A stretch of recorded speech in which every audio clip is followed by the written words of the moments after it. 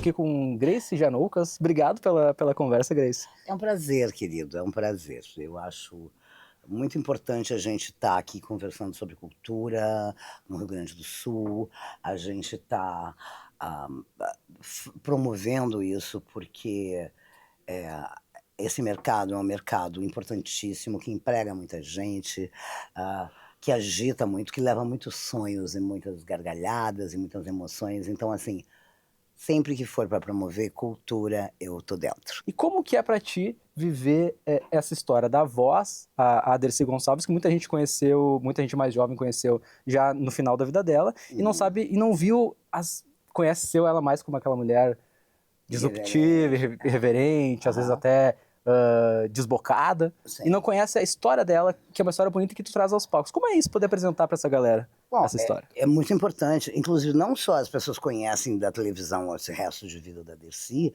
como agora também nas redes sociais tem muito meme da Dercy. E as pessoas, como tudo, né, ficam com esse produto de prateleira, né?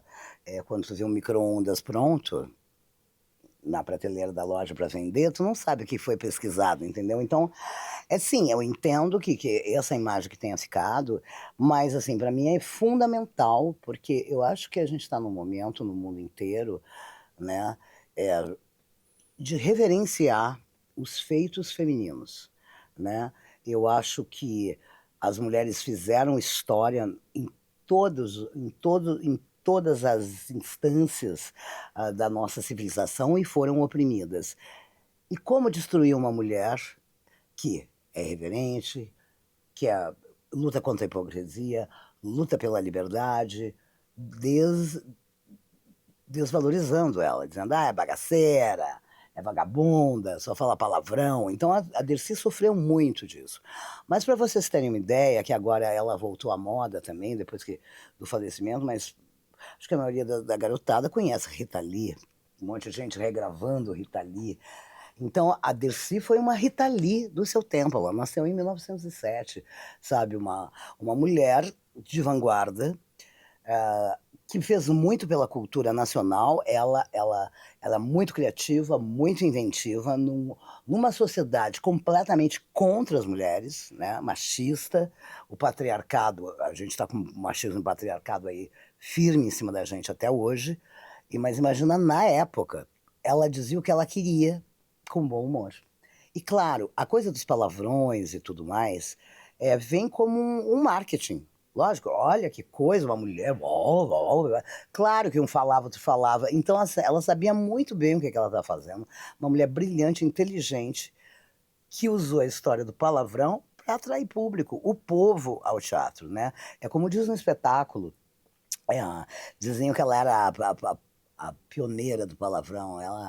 E ela falou, que pioneira do palavrão? Quem no Brasil não fala cada vez que sobe o preço do café, do tomate, do azeite de oliva? É uma honra poder levar a história da Dercy adiante, porque a gente se dá conta que o Brasil é muito maior do que ficar remontando, não que eu não goste, mas ficar remontando Shakespeare, e o Hamlet, e a Ofélia, e o não sei quem, sabe? A gente tem coisas maravilhosas no Brasil e o Brasil precisa se apaixonar pro Brasil. Exatamente, precisamos redescobrir o Brasil, né? Ver o que está sendo feito aqui, o que está sendo produzido aqui.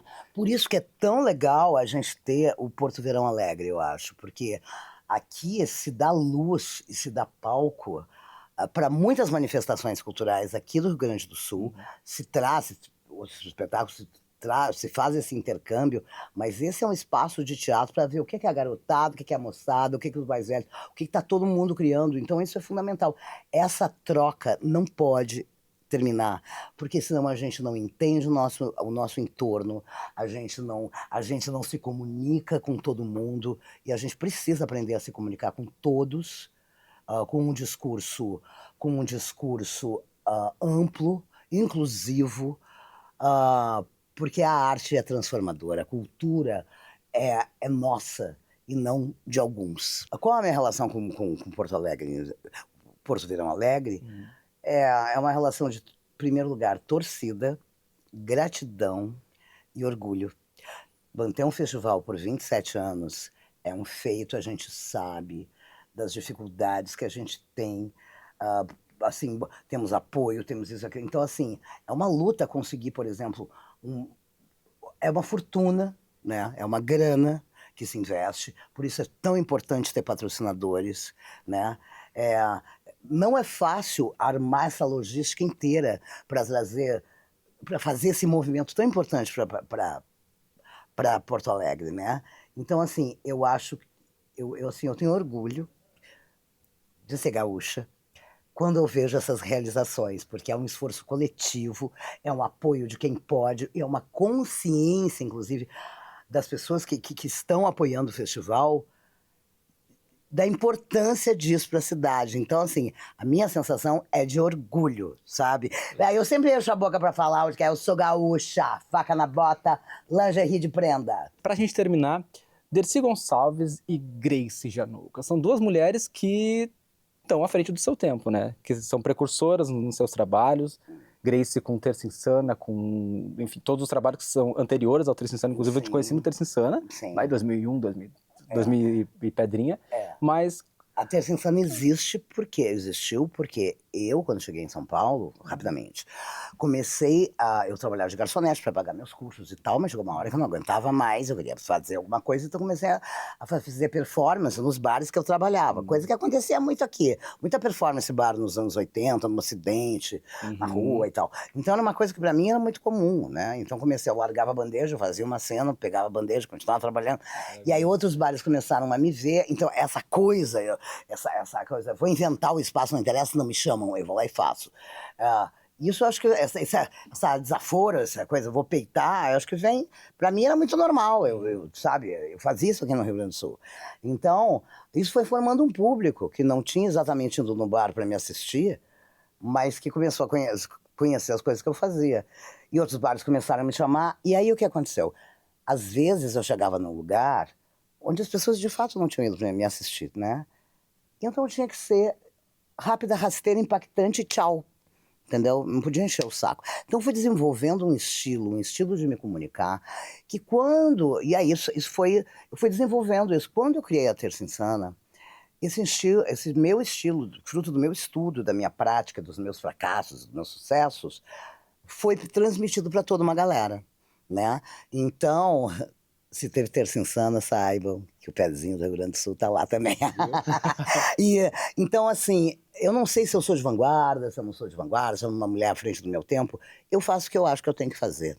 Que eu acho que também, quando a gente está fazendo as coisas, o Dercy também devia pensar isso, ela tem que fazer.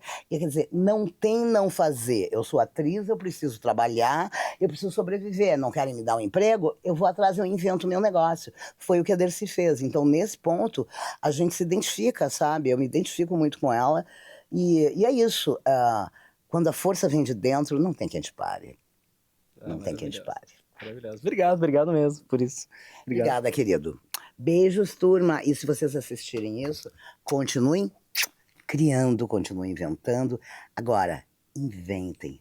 Não copiem, porque a gente já está de saco cheio demais do mesmo. Vamos botar as coisas que a gente... será que não é? Tenta, se não for, você vê.